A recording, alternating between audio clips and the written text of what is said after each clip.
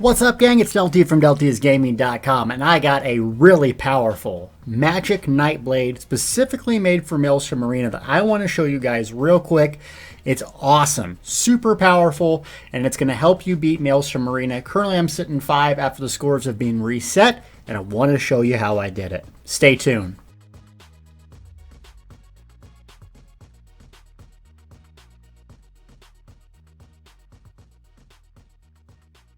Let's switch the video up here and go over gear first instead of skills. So the gear that I'm using is Twiceborn Star.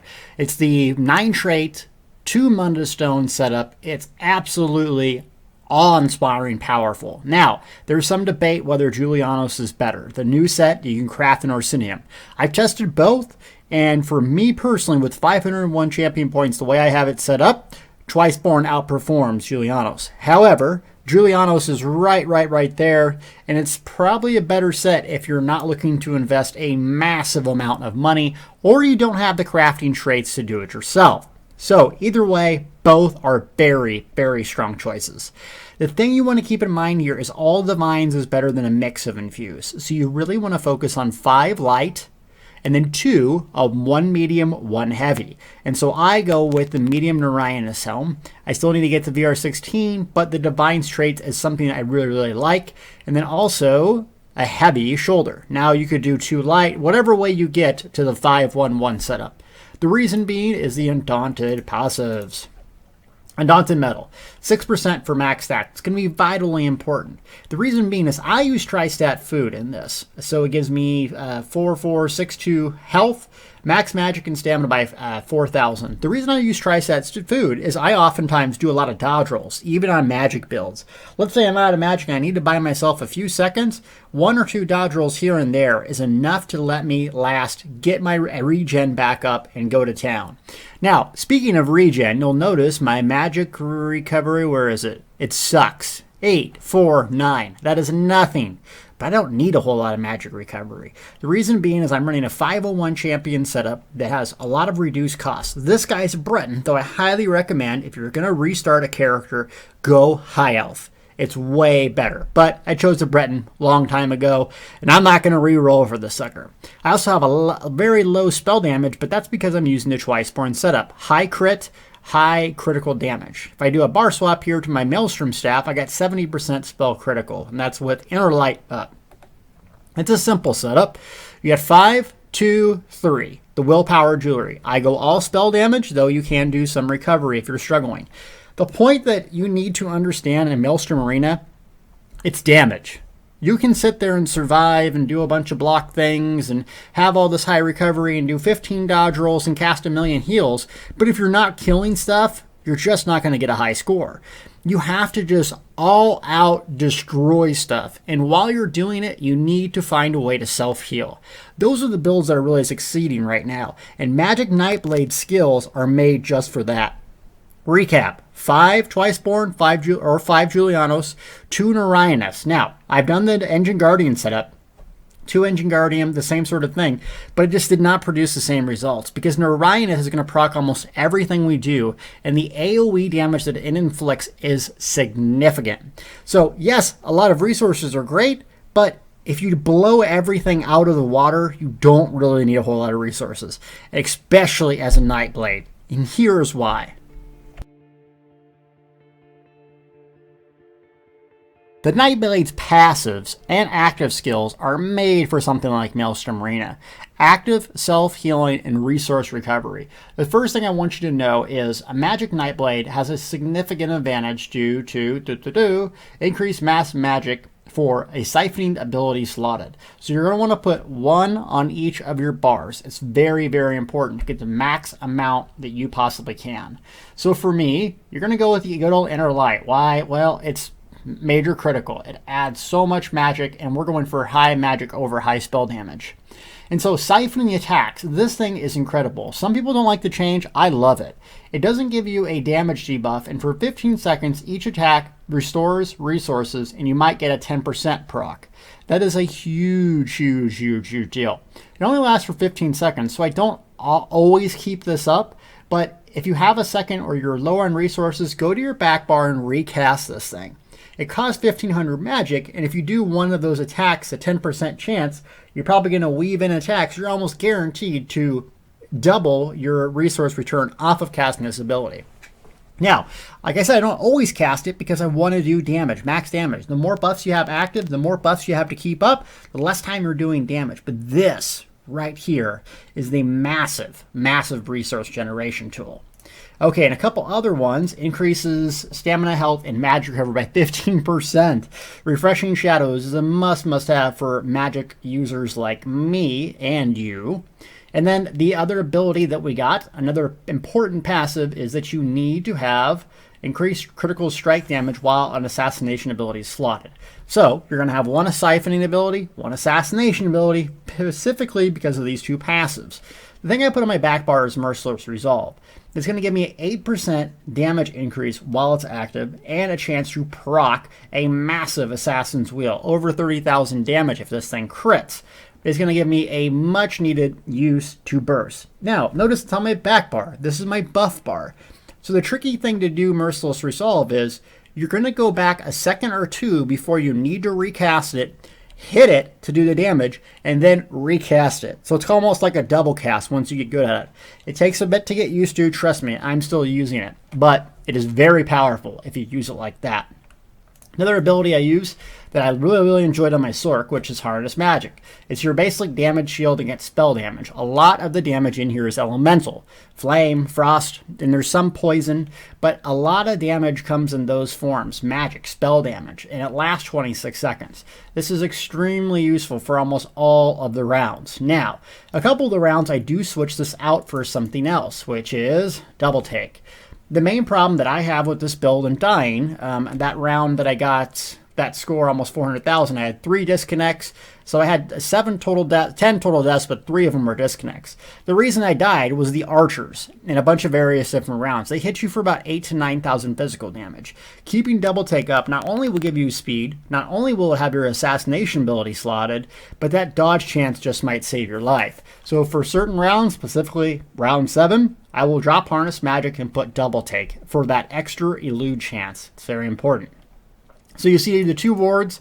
One is for magic, and then one is for anything, which is Healing Ward, just like we use on our Magic Sword. Pretty much any magic build, you're going to use this ability for shielding and warding. It's just too powerful not. Now, some people maybe get away without using it, but for me, it's my oh crap panic button. It does more for me than just pure healing. It protects me and allows me to get caught up on self-healing, which is what my build does and excels at. The last ability up is a very important one, Veil of Blades. Now, it's not the most damage-producing ultimate, that's Meteor, which we're going to use. But look at what it does. Reduces damage to you and allies by 30%. So those damage-heavy in rounds, it places a little circle on the ground, allowing you to just sit in there and sap your face off, getting massive self-healing. Another trick about this is Meteor, the shooting star morph that I like in the Mages Guild, requires a target to activate it. Veil of Blades doesn't. So oftentimes in boss rounds, what I'll do is activate Veil of Blades at my feet before the boss even spawns to get some more damage off the start. It's tricky, but the damage reduction is just, it makes it worthwhile for me. Okay, so back bar is buffs, resource management, we got our huge proc, 2 shields, and a defensive ultimate. Our front bar is damage, bread and butter. So if you've watched my video, which I think is probably one of my best videos, which is buff, spam, execute, how to set up your DPS bars. Buff, spam, execute. We have our buff bar, and then we're going to have a damage over time, crippling grass. This gives us movement speed. It gives us a lot of damage over time and immobilization up front. Now, the other morph of this is actually pretty useful if you're having resource management problems, but for pure DPS, this does do damage up front, so I take this morph. Now, once again, more magic, no problems. So you might want to go with the other morph if you're having magic sustained issues. That's our siphoning ability, and we have another siphoning ability, good old Sap Essence. Sap Essence. I don't use Entropy for this build, and the reason being is Sap Essence does the same thing, and it lasts for 20 seconds. So I like to use this over Entropy. Now, it has an 8-meter radius, so it's actually a better AoE than Impulse or something from the Destruction Staff, allowing you not to use a Destruction Staff if you don't want to. I still do because I like the range, and I like the light weaving to proc my Merciless Resolve. But Sap Essence is where I get that buff. My major spell crit, my major spell sorcery, spell damage. That's where I get that. Though it's 8 meters, so you can't just sit here and cast it like this. You will have to run up on a target, like let's say this tree, cast it, and then go back to range. But that's how it works. So usually the first rotation I'll do is back bar, siphoning, merciless, harness. I'll go to my front bar, I'll walk up on a target, Sap Essence, crippling grasp, and then I go to the bread and butter, Swallow Souls. It's our spammable ability, and there's an important reason we put on our front bar with Sap Essence. That is, Minor Vitality. Increases any healing you receive by 8%. That is a significant amount, and especially for this type of thing. Our damage dealing ability, Swallow Souls, is also our biggest heal. So it steals life energy. This thing can crit for 15, 17,000 sometimes with certain builds and procs up. And it heals you 20% of the damage inflicted every 2 seconds. Now, what you need to know about this is the damage up front, the self-healing, is over time. So sometimes I'm going to get an AoE situation where I'll still cast this and keep the heal over time up 10 seconds. Because the heal combined with Sap Essence, and if I'm holding block and I have enough stamina, I almost cannot die. Throw a Veil of Blades down too. I'm going to last a good 10 seconds, and it's going to be very hard to kill me unless I stand in Poopy Poop. Which, don't stand in Poopy Poop, kids. It's bad. And last ability up here, active ability, is Impale. It's a finisher. It costs nothing. Range is 18 meters. And this thing can hit well over 30,000. Well over 30,000. When the target gets below 25% health. The active ability that I use, ultimate, is Shooting Star. Hits hard, stuns, and it's probably the hardest, most damage producing ultimate, and it's flame damage. Now, it requires a target. It also procs Might of the Guild, making our next Swallow Souls hit extremely hard, 20% harder.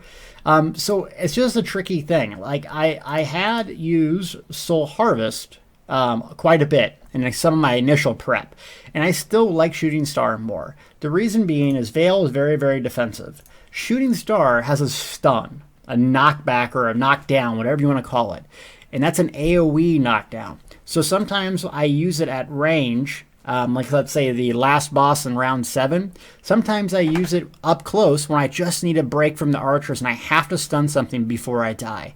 I think it's more valuable than Soul Harvest. However, Soul Harvest during execute phase can have you burn through a boss in seconds.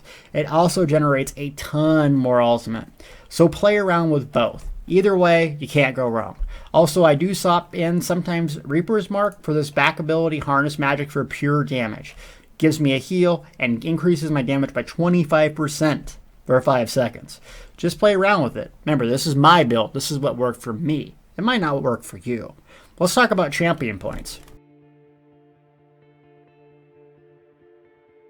Okay, we're at the 501 champion point setup, and I'm a Breton, so I go all in reduced cost, reduced magic. It costs me nothing to cast Swallow Souls, literally 800 magic. I can spam that sucker all day. And then we go to the Arcanist, magic recovery. I would do an 80-80 split, something around there, 88 or whatever the math is, if you were a high elf. But for me, Breton, that works. Don't put anything in anything else. I do 9 spell erosion, 58 Elfborn. I do not have any in Blessed. Now, the harder you hit, the more health you get back from Swallow Souls. So my philosophy is stuff's dying, I hit harder, I'm actually getting more health back than I would if I had Blessed. Haven't tested it, my personal opinion, so play around with it. If you think you need more self-healing, maybe take some away from spell erosion and throw it in a Blessed. Believe me, it doesn't hurt to have more healing. Just don't sacrifice damage to do it. Moving over, Thaumaturge. Yep, increased magic damage, pump that sucker up. And if you're not the 501 cap, the most important thing to do is put 30 points into here for spell precision. I say it in all my magic builds. And then come over to Thaumaturge. Basically, the only build that doesn't use this is Dragon Knights. Everyone else wants Thaumaturge. Another helpful tip. Poison damage, some people will respec these for specific rounds. Poison damage is heavy in round 3, for instance, and 7. Elemental Defender, 8 and 9. I stick with 100 points in Elemental Defender, 20 in Hardy. I don't mess with them. I like the Unchained morph. I still like it even though I'm not a stamina build. And then I go with Quick Recovery. Increase Heal and Receive. Now, if you don't want that, you could go full on Increased Heal and Receive, and it wouldn't sacrifice your damage either. But I can tell you right now, I can tell a big difference with Elemental Defender being at 100. You could also go the Spell Shield route if you're a Breton like me to optimize that passive. Can't be wrong either way. Like I said, this is my build. Play around with it and see how you can improve on it and beat my score. Now, let's go in here and beat up on a couple rounds and show you how I play it. All right, we're at the entrance to good old Maelstrom Arena, and a couple things you want to do is always get the quest, because you can turn in more and more, and you want to get the merchant. You want to make sure you're repaired, sold, and you have the necessary equipment. Now, a couple things you need to know about the Nightblade. I should have probably explained this in my passives, but potions are extremely important. And it gives you 12 ultimate after drinking a potion. That's in or out of combat. So, if you have random just trash potions to use a ton of them. Another thing about potions that people don't understand is just using one gives you regeneration. In fact, 20% magic regeneration for 47 seconds. That is a monster benefit. So in these, suck them down. Every 45 seconds, I use a potion. I go through a lot of them. And in fact, when I was going for my first 300,000 mark, I only brought 12. So I had to get out of the thing, come back in, and it really affected my score. I also use Tri-Stat Food. I like Tri-Stat Food over Bi-Stat because I do dodge roll. I'm an active when I go in here. And here we go. Back bar buff, front bar damage. So you want to time your buffs appropriately. Remember that 26 seconds harness, 20 seconds grim focus, and then 15 on siphoning attacks. So keep it like that. So what am I not doing? I don't have my major buff up, which is my spell damage through sap. So it will last 20 seconds longer than entropy. And bam! And then you proc grim focus. Can I get it off before cast? I cannot. Okay, so I don't need resources. I want to make sure my 20% magic's up. This guy's about to hit. But I mean, you just look how much damage. This is on bet, guys. This is on bet. That's how much damage you do on this. Look at this. I mean, you just do an incredible amount of damage. It just makes it easy mode. And boom! 30,000 Assassin's Will. I mean, I can't stress enough. To make this easier on yourself, do damage. If you find a way to do more damage with another build, hey, you're not going to offend me by using it. Use whatever you can. So also, Veil of Blades, like I said earlier, remember you can place it here to get an early start and big damage on this opponent here. So right there. Yes, I used an ultimate in an early round, but I already killed one guy within a matter of seconds. The faster you kill stuff, the faster it spawns. I know it sounds silly, but if you're going for an hour or so run, you need to kill everything as fast as possible. So you can see here, Swallow Souls just healed me for 9,000. 9,000, look at the right screen, 9,000. Sap Essence, almost 5,000. This self-healing makes this arena almost easy mode. It's even more healing than my sword. And that's without even doing 100 points in a quick recovery. So, I think this is the easiest build that I've had in the Maelstrom Arena. Better than my Templar, better than my Sork. I have yet to beat it on my Dragonite or even attempt it on my Magic Dragonite, though that is what's next. So, I'm telling you guys, try this sucker out. Now, what's the best race to be? If you had to start all over again, I'm telling you right now, do a High Elf. Do a High Elf. The reason I want Breton is I wanted to play PvP as a vampire, and I was testing the spell resistance, thought it was cool, and plus I wanted to look like a human. That's not a great reason to pick a race. Well, I guess unless you like that type of thing. So if you're going for pure performance, High Elf. Dunmer is actually a good race as well, because you can go magic or you can go stamina. So if you want a well-balanced race, go Dunmer. If you want Breton just for the looks, that's what I play, and I do alright with it. Though I wish I could go the other way. Okay, so I'm just gonna shut up here and kill stuff. Let's see, this Grim Will up. Come on, fire! Boom! 32k. Why I hit harder there? 32k Impale. Guys, the damage is real! Okay, so this is boss round, I think. I'm going to show you what I'm talking about. Early burn. Put that Veil right down there. Charge a full up heavy. 1 dot. Spam. Spam. So look at his health go down. Now the ad appears in there. So I'm going to sap him a couple times to get his health down. Look, he's already dead. And he's dead. Okay, so now I'm going to go look at my buffs right now. What do I need to do? Oh, I don't have Grim Focus up. I missed that proc. Baddie. Do-do-do. So that guy, if my healing's so much that I don't really even have to worry about this ad. I'm going to use a potion to get my ultimate up and get my regen improved. And so he's going to do this little summoning thing. I can stand in red poopy poop all day. Dude, this is how much damage this thing does. It's filthy. It's Magic Nightblade right now. I predicted it before 2.0. I thought it was going to be the best Magic build, and it might be. It is that powerful. That powerful. So, this is the best build that I've come up with so far out of all my classes. I wanted to share it with you guys. I know I haven't been producing a lot of content, but I've been busy with other life stuff and playing this a little bit too. So, Maelstrom Arena, I hope you find this useful. Magic Nightblades are extremely powerful. Now time to figure out the Dragon Knight.